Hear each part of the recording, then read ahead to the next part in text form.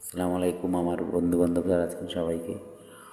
ইদানিং একটা কথা শোনা যাচ্ছে 16 ডিসেম্বর নাকি আনঅফিসিয়াল ফোন সবগুলো বন্ধ হয়ে যাবে।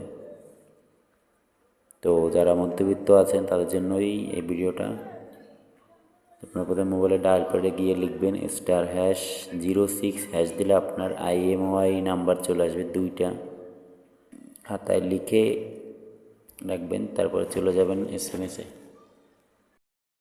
এস এম এসে গিয়ে ডায়াল করবেন 16002, সেন্ড করে লিখবেন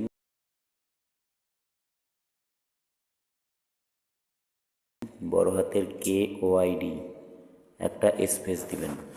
স্পেসের পরে আপনার সেই দুইটা ইমেল, প্রথম যে IMEI নাম্বার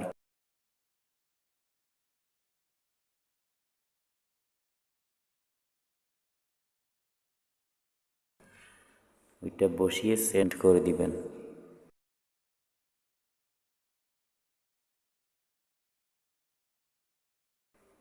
সেন্ড করার পরে